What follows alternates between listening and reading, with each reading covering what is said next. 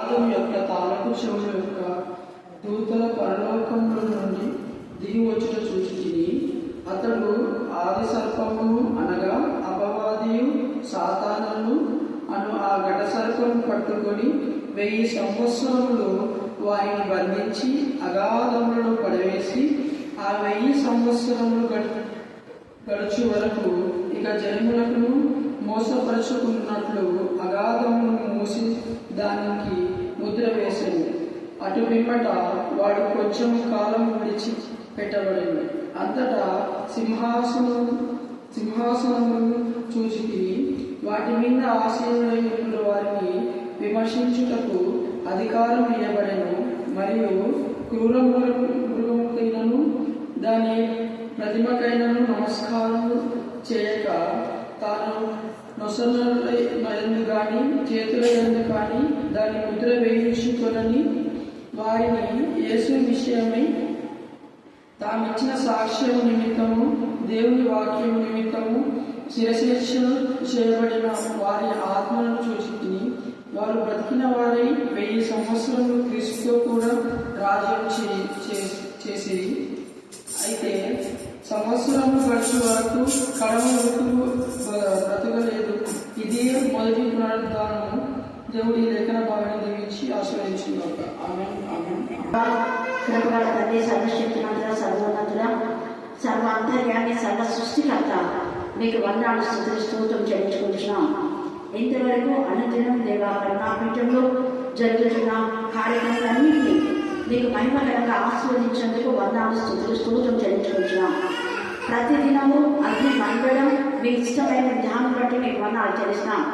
దేవా స్త్రీల కుటుంబంలో బైబిల్ స్టైల్లో గురువారం ముందు యూత్ మీటింగ్లో దేవాన్ని నామ ఘనతనితమై మీరు వాడుకున్నారు.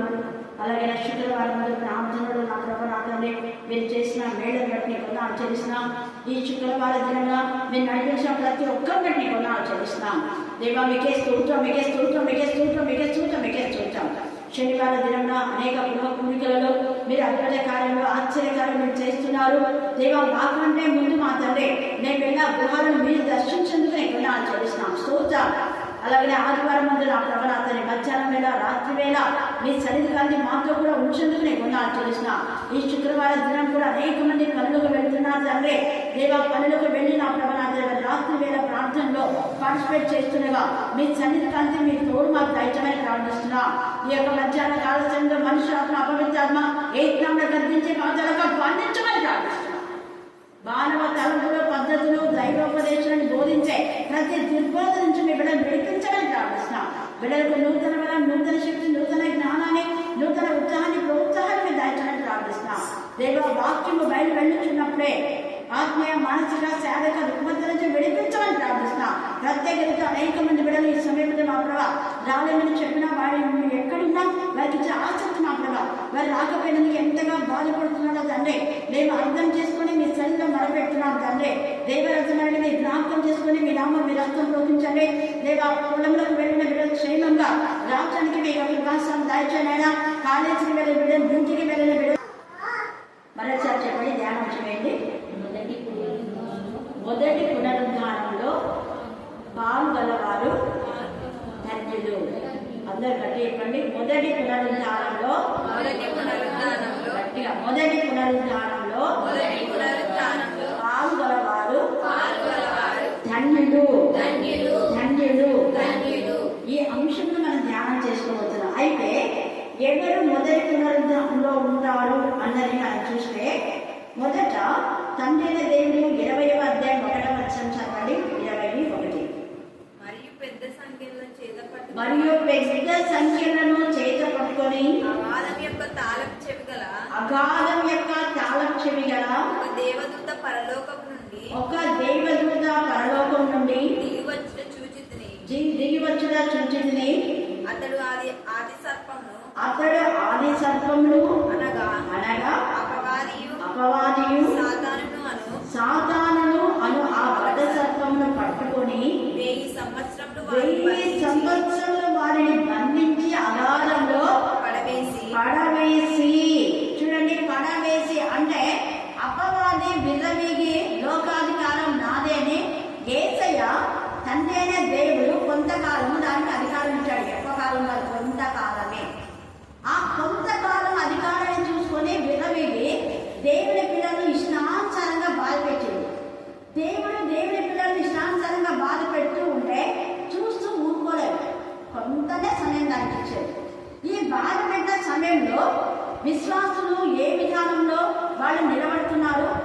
విశ్వాసులు పడిపోతున్నారా నిలబడుతున్నారా అని ఒక పరీక్ష.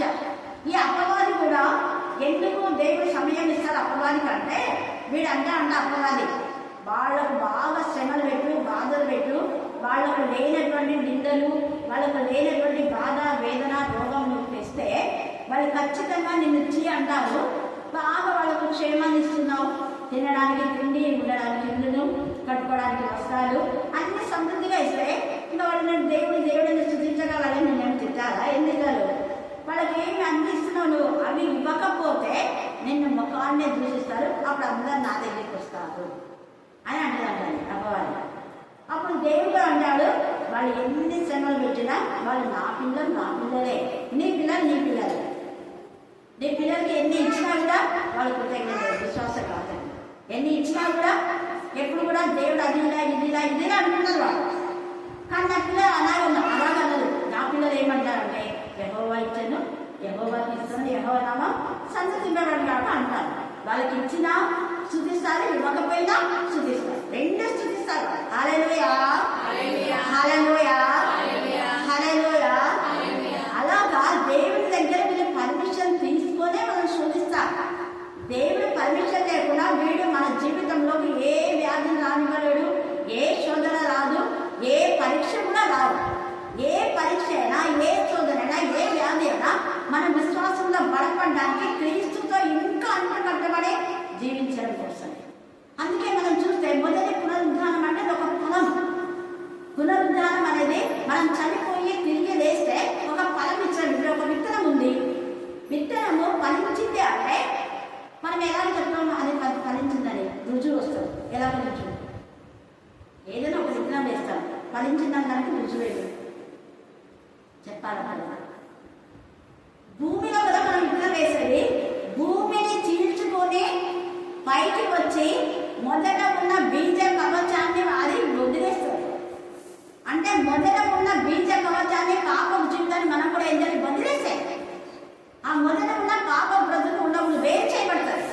బీజ కవచం నుంచి పప్పు పదార్థం ముందు వేరు చేయబడతారు. అంటే పప్పుదా చూడండి, చూస్తున్నారు కదా. తర్వాత ఆ పప్పు పదార్థంలో నుంచి మొక్క పైకి వస్తారు. ఒక్కటి బీజ కవచం నుంచి వేరు చేయబడతారు. రెండోది పప్పు పదార్థము ఎప్పుడైతే బీజ కవచం నుంచి వేరు చేయబడతాదో, వేరు చేయబడకుండా మన జీవితాల్లో ఫలభరితం అనేది ఉండదు.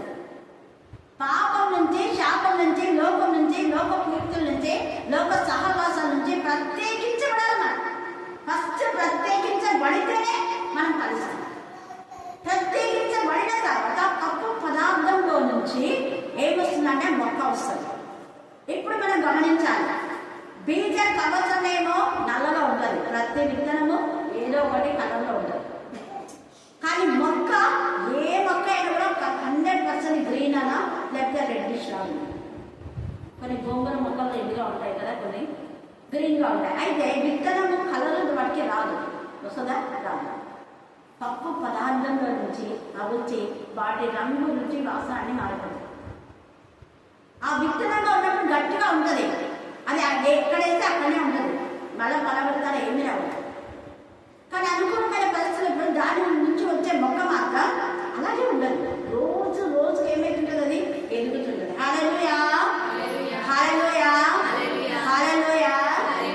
అంటే యేసయ్యలో మనం ఎప్పుడైతే అంట కట్టబడతామో, పాపం నుంచి మనం ఎప్పుడైతే వేరు చేయబడతామో, వేరు చేయబడిన వెంటనే మనలో ఆధ్యాత్మిక విలువలు దేవుడు మనకిచ్చి రోజుకు ఫలించే జీవితాన్ని ఇస్తారు. కానీ ఫలించలేని జీవితం ఎప్పుడు ఉండవు, గుర్తుపెట్టాడు. అయితే ఈ ఫలించే జీవితంలో అపవాది కొన్నిసార్లు మనకి ఎన్ని శోధనలు వచ్చినా కూడా మనం పడిపోవు. అలాగనే యోగు కూడా లోకం నుంచి, పాపం నుంచి, అన్నిటి నుంచి వేరైపోయినాడు. ఈ యొక్క కుష్టు వ్యాధి అనేది ఒక విధంగా శాపమే. అయితే శాపంలో ఉన్నా కూడా శాపం ఆయనకి ఏమైపోయింది? ఆశీర్వాదంగా మార్చబడింది. కుష్టు వ్యాధిలో ఉన్నా, బాధలో ఉన్నా, అన్ని పోయినా కూడా యెహోవా ఇచ్చని, యెహోవా తీసుకుని, యెహోవా నామం సన్నుతింపబడడం అనే పునరుద్ధానంలో పాల్గొన్నాడు. ఆల్రెడీ చచ్చిన బ్రతికే అయింది కదా. ఎంత బాధాకరమైన సిచ్యువేషన్ ఉన్నాడు. భార్యనింది, నువ్వు దేవుడిని దూషించి ముందు చచ్చిపోవాలి. ఆ మాట అన్నప్పుడు చచ్చిపోయినాడు.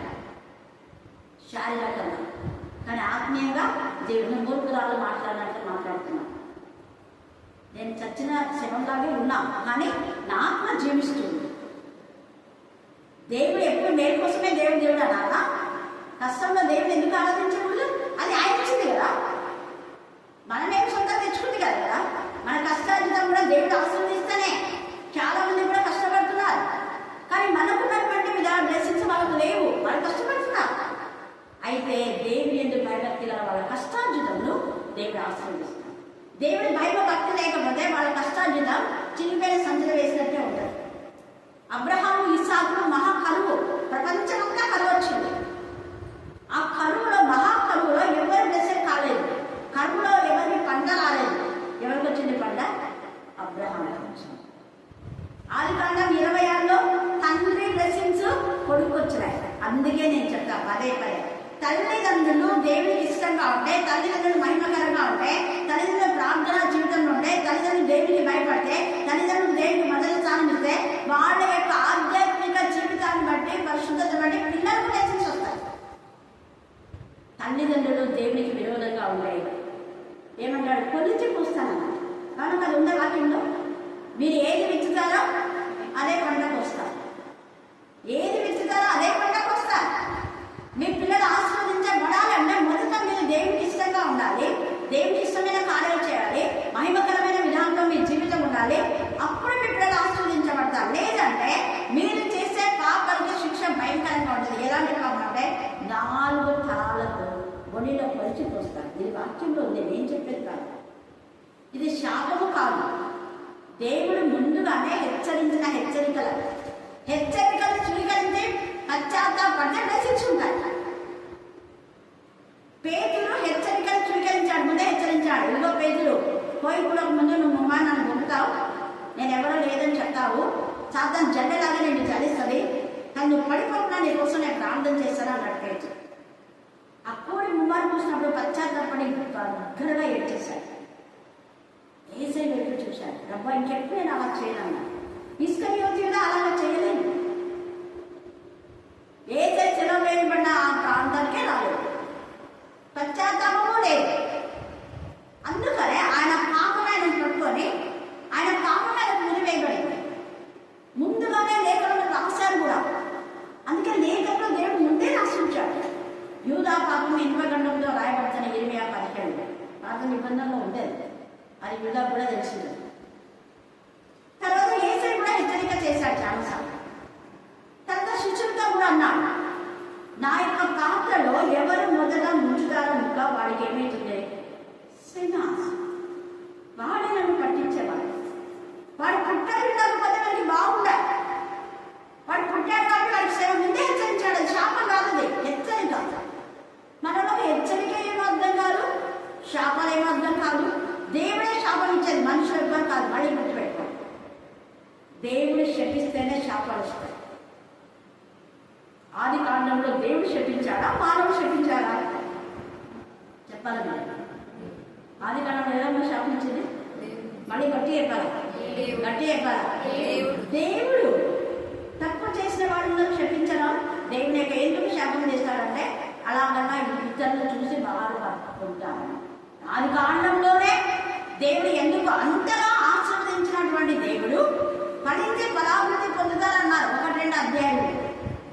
మరి 3వ అధ్యాయంలో శాపం రావడానికి కారణం ఏంటంటే మరి దేవుడి ఆజ్ఞలు ఉల్లంఘించడం.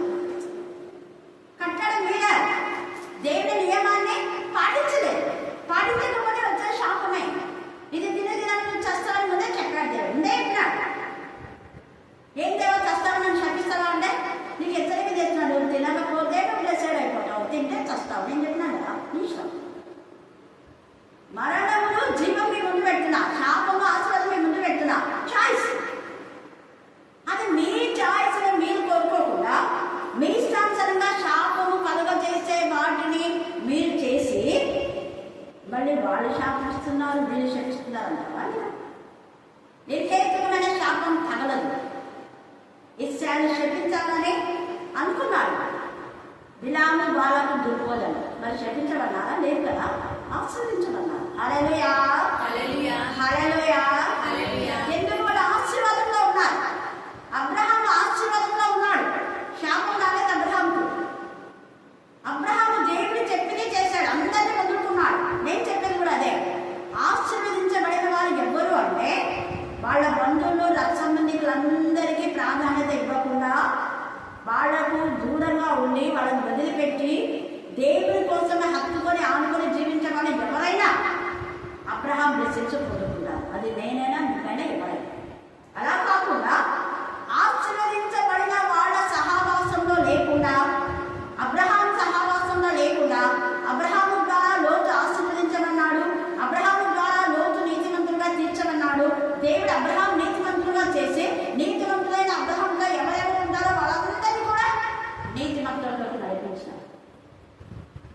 ఆశీర్వాదం. లోతు కూడా నీతిమంతుడుగా తీర్చమన్నాడు. బట్ ఏం ప్రయోజనం లేదు. అబ్రాహామును వదిలేస్తున్నాడు. సొదొమ గొమొర్రా పట్టణం బాగుందనుకున్నాడు. అవి ఏదేమి తోటలా కనపడినాయి. ఈ లోకపు నటన అలాగే ఉంటుంది. తర్వాత దాని పరిణామం ఉంటుంది. అందుకే ఫలించలేదు. అదే మనం చూస్తే యోహాను సువార్త 15వ అధ్యాయంలో 4 వచనాలు చెప్పండి, చదవండి. యోహాను 15వ అధ్యాయం 4 వచనం. నా యందు నిలిచియుండుడి, నా యందు నిలిచిండుడి, మీ యందు నేను నిలిచియుందును. నా యందు నిలిచింటే మీ యందు నేను నిలిచింటాను.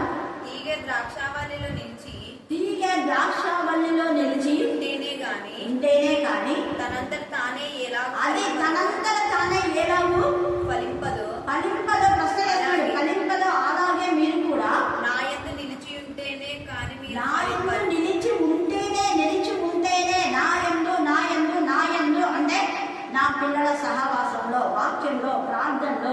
నేను పదే చెప్పేది, వాక్యం వినకుండా ప్రార్థన చేయమంటే ప్రార్థనకు ఫలితం ఉండదు. వాక్యము ప్రార్థన రెండు లెక్కలు.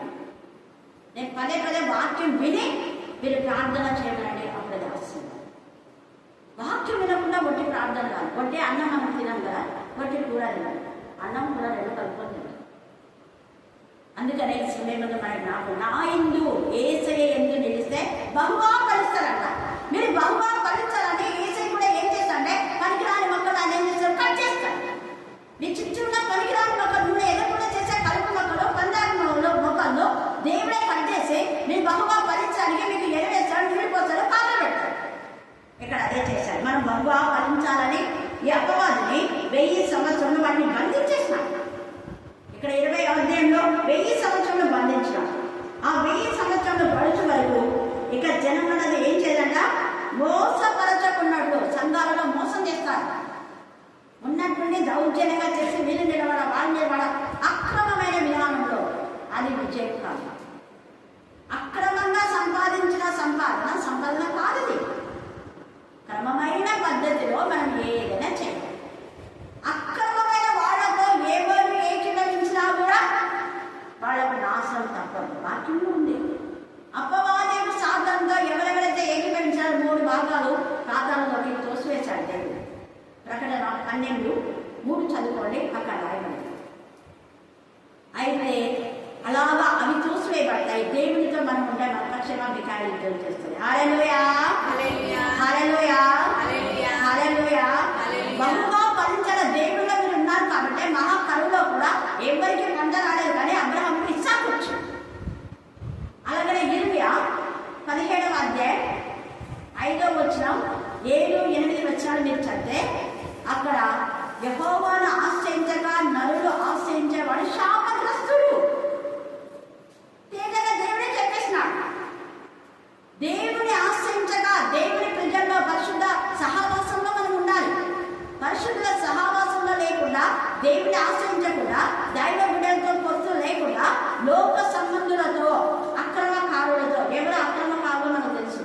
వారి క్రియలను బట్టి వాళ్ళు దొంగలు, దోచుకునే వాళ్ళు, దేవునికి విరోధమైన పనులు చేస్తున్నారని తెలిసినప్పుడు వాళ్ళతో ఎప్పుడు సహవాసం ఉన్నప్పుడు వాళ్లకు గద్దించాలి, గురించి చెప్పాలి. రెండవ దొంగ మొదటి దొంగతో సహవాసం చేశాడా, గద్దించాడా? గట్టి చెప్పాలా? గట్టిగా గద్దించినాడు. నీ చుట్టూ దేవునికి విరోధమైనటువంటి అక్రమ సంబంధంలో ఉన్నవాడు, పాపం చేసేవాడు, దోచుకునేవాడు, దొంగలు, దేవునికి విరోధమైన వ్యభిచారం చేసేవాడు, వాళ్ళని ఏం చేయాలి? నువ్వు గద్దించాలి. వాళ్ళతో కలిసి ఉండటం కాదు, వాళ్ళ యొక్క అక్రమ కార్యాల్లో పాలు పొందడం కాదు, చేయడం. చేస్తే వాళ్ళతో పాటు నేను కూడా ఇదే చేసేస్తాను. అక్కడ హామాన్తో పాటు ఎంతమంది కలిసారో అందరూ ఉరిపోయే మీద ఉంది అన్నారు. అలాగనే ప్రకటన 11లో కూడా మీకు చాలా సార్లు గుర్తు చేస్తుంది. 7,000 మంది చచ్చారు. అంటే ఆ 7,000 మంది ఇద్దరు సాక్షులను బాధ పెట్టారు. ఇక్కడ కూడా ఆ ఇద్దరు సాక్షులు బాధపడినారు, కానీ ఇప్పుడు వాళ్ళ సంతోషంతో దేవుని రాజ్యంలో ఉన్నారు. 1000 ఏళ్ల పరిపాలనలో వాళ్ళు ఉన్నారు, ఫలిస్తున్నారు. వాళ్ళు దేవుళ్ళు ఆనందిస్తున్నారు, దేవుళ్ళ గంతులు వేస్తున్నారు. 1000 ఏళ్ల పరిపాలన ప్రశాంతత. వాళ్ళు ఎవరిగా బాధ పెట్టారు, మోసగించారు, దౌర్జన్యం లేదు, అక్రమం లేదు. అక్కడ నీతి, న్యాయం, సత్యమే. ఎవరైతే దేవునికి మహిమకరంగా ఉంటారో వాళ్ళు ఆనందంతో గంతులు వేస్తారు. అక్కడ ఆకలి ఉండదు, అక్కడ దాహం ఉండదు, అక్కడ ఎల్లప్పుడూ సంతోషం సమాధానమే అక్కడ ఉంటుంది. 1000 ఏళ్ళు గడిచే వరకు అపవాది వాళ్ళని ఇంకేమీ హాని చేయదు, ఎవ్వరికి హాని చేయదు. దేవుడు తన పిల్లలు కాపాడతారు. ఎందుకు? తనలో ఉన్నారు, తనలో ఉన్నందుకు మీరు ఫలిస్తూ ఉన్నారు. అందుకే నాలో ఉంటేనే మీకు ఫలం, నాకు వేరుగా ఉంటే మీరు ఏమీ చేయలేదు, ఏమి చేయలేదు, ఫలం కూడా రావచ్చు. ఇక్కడైతే 17వ అధ్యాయంలో యెహోవాను ఆశ్రయించక నరుని ఆశ్రయించడానికి శాపగ్రస్తుడు అన్నాడు.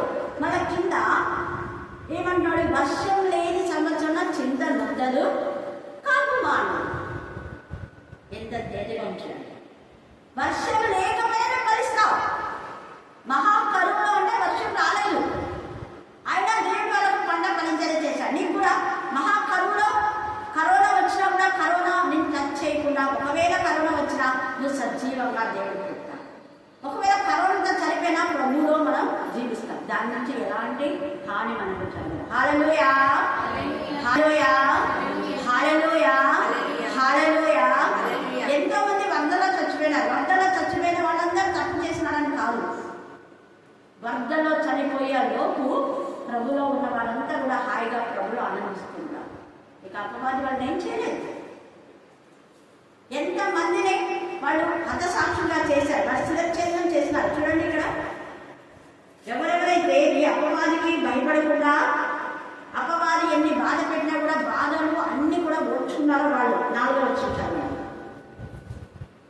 24. అంతర సింహాసనం చూచితిని, వాటి మీద ఆశీనుడై ఉండి వారికి ఏమైందా? విమర్శ చేయుటకు అధికారం ఇవ్వబడెను.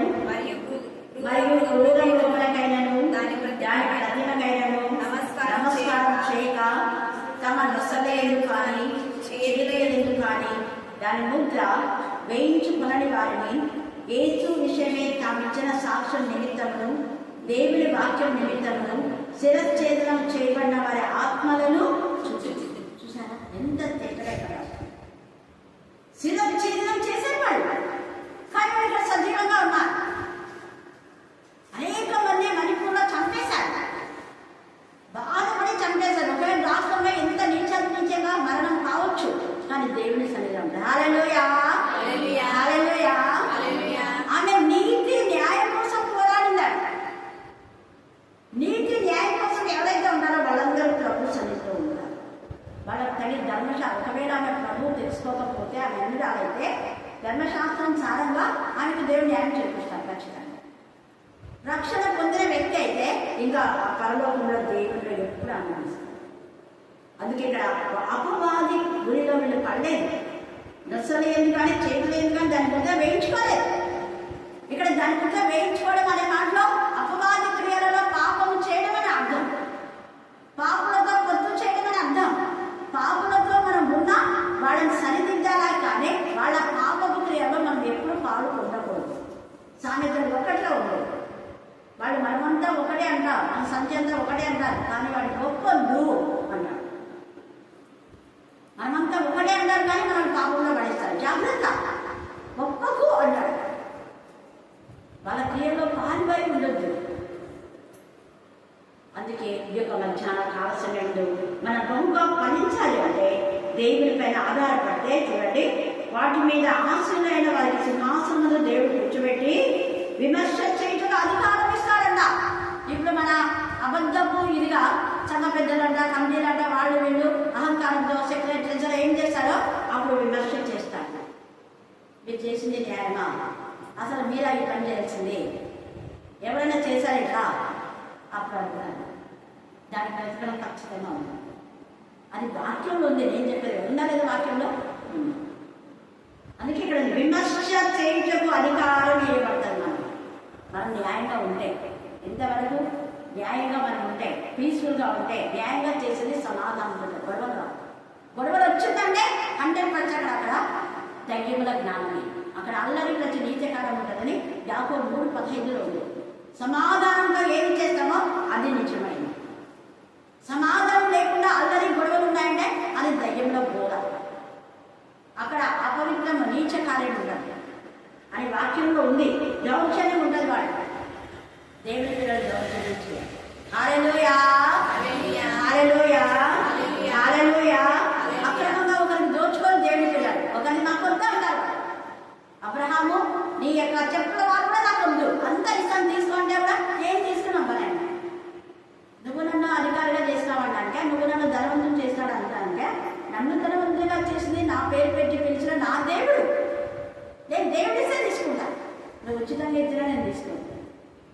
చెప్పిన వాడు కూడా వద్దన్నారు. మరి మనం ఉన్నాం అసలు చూడండి. అలా ఉంటే మనమే ఇతరులకు విమర్శ న్యాయం చెప్తాం. మరియు క్రూర ముఖమేకైనా దాని ప్రతిమకైనను నమస్కారం చేయక తమ నొస్సలు ఎందుకు కానీ చేతులు ఎందుకు కానీ ముద్ర వేయించుకునే వారిని ఇలాగ చేసినందుకు యేసు విషయమే సాక్ష్యం ఇచ్చిన వారిని దేవుని వాక్యాన్ని నిమిత్తం వాడు ఏం చేస్తారంటే శిరచ్ఛేదనం అంటే నానాగా హింసలు పెట్టారు. గుండె కోత, గుండెలో ఖడ్గాన్ని దూసేది కాదు కానీ ఇక్కడ ఆ మాటలతో ఖడ్గం దూసుకుపోయేలా చేశారు. తల్లి మరియకు కదా, నీ ఖడ్గం నీ యొక్క హృదయంలో ఖడ్గం దూసుకుపోతుంది అని 2వ అధ్యాయం 35వ వచనంలో సిమియోను ప్రవక్త చెప్తారు. అంటే ఖడ్గానితో ఆమె మరియను పొడచడమని కాదు, యేసయ్య బాధను చూసి ప్రస్తుతం సంఘంలో జరిగే చేసి కొంతమంది హృదయంలో ఖడ్గం దూసుకుపోయి విన్నాను. ఇంత ప్రశాంతంగా ఉన్న సంఘాలు ఎందుకు రాగలుగుతున్నారు? మానసికంగా పొందిపోతున్నారు. కారణం దేవుడు అంటే భయపడలేదు. వాళ్ళే దేవుడితో ఉండే చెయ్యరు, వాక్యం వాళ్ళు ఉండే చెయ్యరు. అలా అక్రమంగా చేసే వాళ్ళకు ప్రార్థన కూడా చెయ్యరు. ముందు మీ బ్రతుకులు సందేశం ఇది అక్రమం. అక్రమంగా తెచ్చిన ఆస్తిని ప్రార్థన చేయమని చేస్తారా? ఎవరన్నా చేస్తారా చెప్పండి? చెయ్యరు. జనులుకొని వచ్చి పాస్టర్ గారు నాకు ఇది వచ్చింది ప్రార్థన చేయండి అంటే ఇది ఎక్కడి నుంచి చేస్తారు, కష్టపడ్డా లేదని అడగదా? అక్రమంగా తెచ్చిన లంచం తీసుకొచ్చి ప్రార్థన చేయండి, అది ప్రార్థన కాదు. అక్రమంగా ఏది దాంట్లో మనం ప్రార్థన చేయకూడదు. ముందు అడగాల, ఇది చిన్న ఇది న్యాయంగా ఉందా? న్యాయంగా ఉంటేనే ప్రార్థన చేయాలి. అన్యాయంగా ఉంటే నువ్వు చేసింది అన్యాయం. తండ్రి అనే దేవుడు కయ్యలో గద్దించాడు, నువ్వు ఏం పని చేశాడు? మీ తమ్ముడి యొక్క ఆ శ్రేష్టమైంది అది నేను స్వీకరించిన అన్ని అసూయతో మీ తమ్ముడికి ఎవరు వెనక ముందు లేరని కొట్టి చంపేస్తావా? మీ తమ్ముడు అందరూ ఆ యొక్క రక్తము మరపెట్టే ఉంది. నువ్వేమనుకున్నావు? ఎవరు చూడలేదో మేము చేసేది ఎవరు తెలియదని నువ్వు అనుకుంటున్నావు. కానీ దేవుడు చూశాడు, ఈ అబద్ధాన్ని అక్రమాన్ని దేవుడు చూశాడు. ఈ మధ్యాహ్న కాల సమయంలో మనం చూస్తే లేవియా కాండం 26వ అధ్యాయం 34వ వచనం. లేవియా కాండం 26:34 వచనం చదవండి. 26వ అధ్యాయం 34వ వచనం. మీరు మీ శత్రువుల దేశంలో ఉండగా మీ దేశం పాడైన దినములన్నీయు మీ దేశం పాడైన దినములన్నీయు అది తన విశ్రాంతి కాలములను అనుభవించును. అది తన విశ్రాంతి కాలములను అనుభవించును. అది పాడైన దినములన్నీయు అది విశ్రమించును. మీరు దానిలో నివసించినప్పుడు అది విశ్రాంతి కాలంలో పొందకపోయినా మీ విశ్రాంతిని అది పాడైన దినములలో అనుభవించును. అనుభవించేంత తేడా అది పాడ. మీకు ఎవరు బాధ పెట్టినారో వాడరు, మీకైతే లేదు ప్రశాంతం. దీంట్లో లేవియా కాండం 26:34 గంట చేయండి. ద్వితీయోపదేశ కాండం 28లో మనం చూస్తే దేవుని యొక్క మాటలు శ్రద్ధగా ఉంటే 1 నుంచి 14 దాకా ఆశీర్వాదం, 15 నుంచి చివరి దాకా శాపం. దేవుని ఆశీర్వాడు అక్కడ ఎవరో చెప్పేది కాదు. తర్వాత మనం చూస్తే ఇక్కడ యెషయా 43లో కూడా నువ్వు అగ్నిలో వెళ్ళినా జలంలో వెళ్ళినా దేవుడికి తోడుగా ఉన్నాడు. కీర్తన 23 మనం 4-5 చదివితే యెహోవా కాపరి కాగల జనులు యెహోవా కాపరి ఏం తక్కువ గాఢాంత కాలంలో లోయ పెట్టినా కూడా నీకేం సంభవించదు.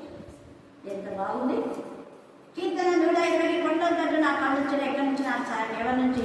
యెహోవా అన్నాయి. కీర్తన 18 యెహోవా నా బలం. కీర్తన 21 మనకు బలమైన దేవునికి ఆనందగానము చేయలేదు. కీర్తన మనం చూసినట్లయితే ఇలాగా చాలా విషయాల్లో దేవుడు 46లో అక్కడ ఎంత ఆయన మహాదుర్గం అని ఆయన ఆశ్రయించడానికి ఆయన దుర్గంలో ఉన్నాడు. దుర్గంలోకి చీమ కూడా రోడానికి శత్రువు ఏమీ చేయలేడు. క్షేమస్థితిని దేవుడు ఎక్కిస్తాడు. అలాగే మనం చూస్తే యెషయా 60లో లెంగు తేజరేములు యెహోవా మహిమ నీ మీద ఉదయించు దయాకిరీటం ఆయనకి ఇస్తాడు. ఎంత తేజగా అక్కడ రాయబడింది. 60 తర్వాత 61లో మనం చూస్తే 3వ వచనంలో దుఃఖములకు ప్రతిగా ఎంత చక్కగా బూడిదకు ప్రతిగా ఆనంద తైలాన్ని ఉల్లాస వస్త్రాలు స్తుతి వస్త్రాలు అక్కడ ఉన్నాయి. బూడిదకు ప్రతిగా ఇంత సమాప్తి చేస్తాడు. ఎందుకు? నువ్వు ఆయన పైన ఆధారపడుతున్నావు. అందుకే సియోను నీతి నీ పైన వెలిగిస్తుంది. 62:1 ఇలా చాలా ఉన్నాయి ఆశలు. 66:13 యెరూషలేములోనే మీరు ఆశీర్వదించబడతారు. ఒక తల్లి వాడిని ఆదరించడంలో మీరు ఆదరించబడతారు. ఎక్కడ? దేవుని యెరూషలేము అంటే దేవుని సన్నిధి. దేవుని సన్నిధిలో మనకి ఎంత ఆశీర్వాదాలు, అంత ఆశీర్వాదాలు దేవుడు మనకు కలుగజేస్తాడని ఇక్కడ తెలియజేస్తున్నాడు. కాబట్టి ఈ యొక్క మధ్యాహ్న కాల సమయం ముందు దేవునికి మహిమకరంగా మనం జీవించి ఈ మొదటి పునరుద్ధానంలో పాల్గొన్న వారందరూ కూడా బ్లెస్సింగ్స్ పొందుకుంటారు. వాళ్ళకి ఏమి తక్కువ ఉండదు. అందుకని ఇక్కడ 1000 సంవత్సరంలో గడిచే వరకు కడమ మృతులు బ్రతకలేదు. అంటే క్రీస్తులో లేని వాళ్ళంతా అట్లనే ఉంటారు. క్రీస్తులందు ఉన్న వాళ్ళు ప్రభుత్వ పాడు ఈ మొదటి పునరుద్ధానంలో పాల్గొన్న వారి ధన్యులు, పరిశుద్ధులైన ఇంద్రులు. ఇటు వారి మీద రెండవ మరణములకు అధికారము లేదు. వీరు దేవునికి క్రీస్తుకులు యాజకులై క్రీస్తుతో కూడా 1000 సంవత్సరం రాజ్యం చేసి ఎప్పుడు ప్రభుత్వం అన్నారు. కారణం ఆదరణకర్త ఇప్పుడు మనతో ఉంటాడు, అక్కడ మనతో ఉంటాడు. దేవుని లేఖని భాగాన్ని దీవించి ఆశీర్వదించుగాక. ఆమేన్ ఆమేన్. దునియా మనందరి ప్రార్థన. స్తోత్రం చెల్లిస్తున్నాం. ప్రాణం ద్వారా పాఠం ద్వారా నాయన మహిమ పొందుకునే విధానం బట్టి మీకు కృతజ్ఞతాస్తుతులు స్తోత్రము నాయన. వాక్యం ద్వారా మీరు మాతో మాట్లాడినందుకు మీకు స్తుతులు స్తుతులు స్తోత్రం స్తోత్రం స్తోత్రం. మీకు ఘనత, మీకు మహిమ, మీకు ప్రభావాలు నాయన. ఇది ఏ మొదటి పునరుత్థానం పాల్గొన్న వాళ్ళు ధన్యులని వాక్యం సంధించుచున్నాయి. ఈ మొదటి పునరుత్థాన వాక్యం ఉన్నటువంటి మేము నాయన నీకు ఇష్టానుసారంగా లోకంలో నడుచుకుంటూ సహాయం చేయమని అడుగుతున్నాం తండ్రి. నీకు స్తోత్రము, నీకు స్తోత్రము స్తోత్రము నాయన. మీరు గొప్ప దేవుడు నాయన, నీకు స్తోత్రం చెల్లిస్తున్నాం నాయన. నిన్నటువంటి ప్రతి బిడ్డను జ్ఞాపకం చేస్తున్నాం తండ్రి. మళ్ళీ అనేకులకు నీ వాక్యం చెప్పుటకు సహాయం చేయమని అడుగుతున్నాను తండ్రి. నాయన నీ బిడ్డ వాక్యం అనే విత్తనము నాయన విత్తి ప్రభా మళ్ళీ ఆ పంట నిరంతరంగా ఫలించడానికి సహాయం చేయమని అడుగుతున్నాను నాయన. ఈ బిడ్డకు మంచి ఆరోగ్య బలము, శక్తిని, జ్ఞానం దయచేసి అనేకుల మధ్య నాయన నీ మాటలు చెప్పుతుండగా వెళ్తుండగా నాయన ఆ గ్రామాలకు నీకు తోడైనా ప్రార్థిస్తున్నాం తండ్రి. నీకు స్తుతులు స్తోత్రము నాయన. మీరు గొప్ప దేవుడు కనుక మీకు కృతజ్ఞత స్తుతులు స్తోత్రం చెల్లిస్తున్నాను నాయన. మీకే స్థితి ఘనత మహిమ ప్రభావం చెల్లించుకుంటూ నన్ను నేను తగ్గించుకుంటూ మీ నామం హెచ్చిస్తూ నా ప్రభు యేసు క్రీస్తు నామమున ప్రార్థన వేడుకొని పొందుకొని నా మా తండ్రి. ఆమేన్ ఆమేన్.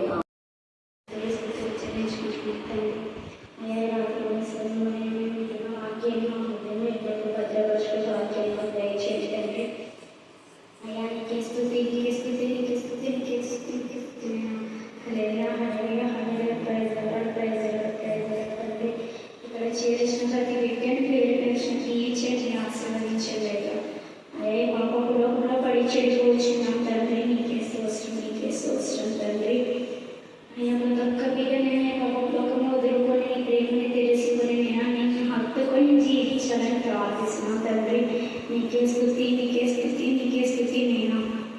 అయ్యా ఎంతమందో వెనుకపడిచున్నారు వాళ్ళని త్వరగా నీ మందిరానికి పంపించమని ప్రార్థిస్తున్నాం తండ్రి. నీకే స్తోత్రం తండ్రి. అయ్యా సాగర్చకుల నుంచి మనం విడిపించమని ప్రార్థిస్తున్నాం తండ్రి. నీకే స్తోత్రం అయ్యా. ఎవరైతే అవసరత కోసమైనా ప్రార్థిస్తున్న ప్రతి ఒక్క బిడ్డ అవసరత తీర్చమని ప్రార్థిస్తున్నాం తండ్రి. నీకే స్తోత్రం అయినా. అయా గర్భఫలం లేని బిడ్డలు గర్భఫలాన్ని దయచేయమని ప్రార్థిస్తున్నాం తండ్రి. నీకే స్తోత్రములు తండ్రి. అయ్యా టీచర్ దగ్గర ఉన్న వాక్యాన్ని విడిచిపెట్టకుండా ప్రతిరోజు మా హృదయంలో భద్రపరుచుకొని అయినా వాక్యాంశాలను నడుచుకుంటాకు సహాయం దయచేయండి. నీకే స్తోత్రం అయినా. ఆయా తప్పని చెప్పే జ్ఞానాన్ని మాకు దయచేయండి తండ్రి. నీకే స్తోత్రం అయినా. గద్దించే భాగ్యాన్ని మాకు దయచేయండి ప్రభువా. నీకే స్తోత్రం అయినా. తప్పుడు బోధ ఎవరైతే చూపించినారో వాళ్ళని గద్దించండి తండ్రి. నీకే స్తోత్రం తండ్రి. అయ్యా ఇంకా ఎంతమంది బిడ్డలోనైనా భయపడుతూ జీవిస్తున్నారు ఈ లోకంలోనైనా వాళ్ళందరికీ ధైర్యాన్ని నింపుమని ప్రార్థిస్తున్నాం తండ్రి. నీకే స్తోత్రం అయినా. అయ్యే ఎన్న శ్రమల్లోనైనా కురిగిపోతున్నారు వాళ్ళందరికీ మళ్ళనైనా నువ్వు లేవనెత్తమని ప్రార్థిస్తున్నాం తండ్రి. నీకే స్తోత్రం నీకే స్తుతి తండ్రి. అయ్యా ప్రతి ఒక్క బిడ్డను పేరుపడుచు దీవించి ఆశీర్వదించమని నేను రాత్రి సమయంలోనైనా నా తండ్రి నా ప్రార్థన ఆలకిస్తలేదు అడిగి వేడుకొని పొంది ఉన్నాం తండ్రి. ఆమేన్. బిడ్డలుగా తండ్రి ఆడుకోమని ప్రార్థిస్తూ ఉన్నాం దేవా. స్తోత్రమయ్యా.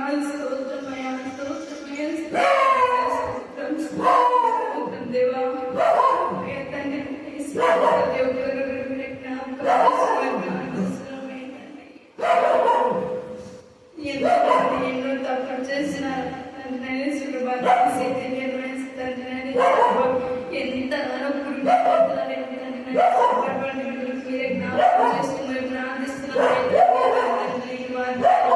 ప్రభా అటువంటి ఆదరణ మీరే జ్ఞాపకం చేస్తున్నారు ప్రార్థిస్తూ ఉన్నాను వారు మీరే తల్లిగా తండ్రిగా ఆదరణకర్తగా ప్రభా మీరే నడిపించి మనం ప్రార్థిస్తూ ఉంటున్నాం దేవా స్తోత్రమయా స్తోత్రమయా స్తోత్రమయ తండ్రి అయ్యా తండ్రి పరిశుద్ధమైన జీవితాన్ని మీరు మా కళ్ళ చేయమని ప్రార్థిస్తున్నాం తండ్రి పరిశుద్ధమైన తలంపులు పరిశుద్ధమైన ఆలోచన పరిశుద్ధమైన మాటలు తండ్రి ప్రభా కేవలం పవిత్రతతో కూడినటువంటి జీవితాన్ని మీరు మాకు దయచేయమని ప్రార్థిస్తూ ఉంటున్నామే తండ్రి అపవిత్రమైనది ఏది కలంకమైనది ఏది మా జీవితాల్లో ఉండకుండా తండ్రి నన్ను తీసేయమని ప్రార్థిస్తూ ఉంటున్నామే తండ్రి మా జీవితాలను మీ చేతులకే సమర్పిస్తూ ఉంటున్నామయ్యా తండ్రి అయ్యా తండ్రి మీ చేతిలో మా జీవితాన్ని పెట్టినప్పుడు ఊహించని రీతిగా మీరు ఇంత గొప్పగా చేశారే తండ్రి మీకు ఇంత అనుకోలేదండి ఇంత పెద్ద చదువులు చదువుతామని అనుకోలేదే తండ్రి కేవలం కృప చొప్పున తండ్రి నేను వేసియా మీ ఉచితమైన కృప చొప్పున తండ్రి నేను వేసి ప్రభావం ఇంతగా నిలబెట్టుకున్నారే తండ్రి ఒకప్పుడు తండ్రి అనేసి ప్రార్థన చేయడానికి రాదు పాటలు పాడడానికి కాదు వాక్యం చదవడానికి ఎలా చదవాలో కూడా తెలియదు తండ్రి అనేసి ఆ స్థితి నుంచి తండ్రి అనేసి వాక్యం ధ్యానించి ఇతరులకు చెప్పేటటువంటి స్థితిని మీరు మాకు దయచేసినారయ్యా దేవా స్తోత్రం దేవా స్తోత్రం స్తోత్రం స్తోత్రం స్తోత్రం స్తోత్రం స్తోత్రం దేవ తండ్రి మా మొదటి స్థితిని ఎప్పటికీ మర్చిపోకుండా తండ్రి అనేసియా తండ్రి జ్ఞాపకం చేసుకున్నాను కృపా ఆయన దయచేపని ప్రార్థిస్తూ ఉంటున్నాం దేవా స్తోత్రమయ్యా స్తోత్రమయ్యా స్తోత్రమయ్యా అయ్యా తండ్రి అనేసి ఎంతమంది హాస్టల్లో ఉంటున్నారు తండ్రి అటువంటి బిడ్డలకు తండ్రి మీరే తోడుగా ఉండమే ప్రార్థిస్తూ ఉంటున్నామే తండ్రి తండ్రి అనేసి ప్రభా ఇంకా ఇద్దరు మిగతా కాలేజీకి వెళ్తున్నారో వస్తున్నారు తండ్రి అటువంటి బిడ్డలు కూడా మీరే జ్ఞాపకం చేసుకోమని ప్రార్థిస్తున్నామే తండ్రి తోడుగా ప్రార్థిస్తున్నామే తండ్రి ఇంకా ఎంతో ప్రార్థిస్తూ ఉంటాం తండ్రి సాధారణ జయించగల శక్తిని ప్రార్థిస్తూ ఉంటాం స్తోత్రమయ స్తోత్రమయ స్తోత్రం స్తోత్రం స్తోత్రం స్తోత్రం తండ్రి అనేసి ప్రభా అయ్యా తండ్రి అనేసి ప్రభా ఎంతో మంది ఈ రోజు రావాలని ఉపవాస ప్రార్థన కూడుకుంటున్నారు తండ్రి అనేసి ప్రభా అటువంటి బిడ్డలు తండ్రి అనేసి ప్రభా త్వరగా వచ్చి మీకు అనేసి ప్రభా అటువంటి బిడ్డలకు సంతానం కలగజేయమని ప్రార్థిస్తున్నాం తండ్రి కేవలం తండ్రి అనేసి ప్రభు మా అవసరతల కొరకు మీరు ఆశ్రయించక తండ్రి అనేసి ప్రభు మా కష్టంలో మా ఆనందంలో తండ్రి అనేసి ప్రభు మిమ్మల్ని ధ్యానించడానికి మీ కృపా సహాయం నుంచి మేము ప్రార్థిస్తూ ఉంటున్నామే తండ్రి మీకే స్తోత్రం మీకే స్తోత్రం మీకే స్తోత్రమయ్య తండ్రి మాకు ఆత్మీయ జీవితాన్ని ఇంకా బలపడాలి తండ్రి అనేసి ప్రభా ఇంకా ఇంకా ఇంకా తండ్రి అనేసి ప్రభా ఇప్పుడున్న జీవితం కంటే ఇంకా అధికంగా మేము ఆత్మీయంగా బలపడాలి దేవా స్తోత్రమయ్య స్తోత్రమయ్య స్తోత్రంకి ప్రిపేర్ అవుతున్నారు తండ్రి ఆయా ఎగ్జామ్స్ ఇంకా ఎవరెవరైతే ప్రిపేర్ అవుతున్నారు తండ్రి అటువంటి బిడ్డను కూడా మీరు జ్ఞాపకం చేసుకుని ప్రార్థిస్తున్నామయ్య తండ్రి మాకు కూడా ఎగ్జామ్స్ తండ్రి అనేసి ప్రభా తండ్రి అనేసి త్వరగా వచ్చి డేట్ రావడానికి మీ కృపా సహాయం దయచేయమని ప్రార్థిస్తూ ఉంటున్నామయ్యా స్తోత్రమయ్య స్తోత్రమయ్య స్తోత్రమయ్య తండ్రి తండ్రి స్తోత్రమయ స్తోత్రమయ స్తోత్రమయ తండ్రి నశించిన దాన్ని వెదకి రక్షించడానికి మీరు ఈ లోకానికి వచ్చారే తండ్రి నన్నేసి ప్రభా ఈ ఒక్కరు నశించకుండా తండ్రి నన్నేసి ప్రభా తండ్రి నాయన మేము తండ్రి రక్షించడానికి మీకు మా సహాయాన్ని దయచేయమని ప్రార్థిస్తున్నామే తండ్రి ఆయన తండ్రి మీ శివుని కూర్చున్న వార్తలు చెప్పడానికి మీరు మాకు వాక్శక్తిని దయచేయమని ప్రార్థిస్తూ ఉంటున్నాం దేవా అయ్యా తండ్రి మీకే స్తోత్రం మీకే స్తోత్రం మీకే స్తోత్రం మీకే స్తోత్రం మీకే స్తోత్రం అయ్యా తండ్రి అయ్యా తండ్రి దావీదు వలన సొలొమోను వలన తండ్రి అనేసి మాకు జ్ఞానం మీతో సమయాన్ని గడపడానికి మీతో గడపడానికి ఎక్కువ మీకు సహాయం దయచేయమని ప్రార్థిస్తున్నామే తండ్రి కేవలం తండ్రి అనేసి మీకోసమే జీవించడానికి మాకు జీవితాన్ని చేయమని ప్రార్థిస్తూ ఉంటున్నాం దేవా పరిశుద్ధాత్మ దేవా స్తోత్రం స్తోత్రం స్తోత్రం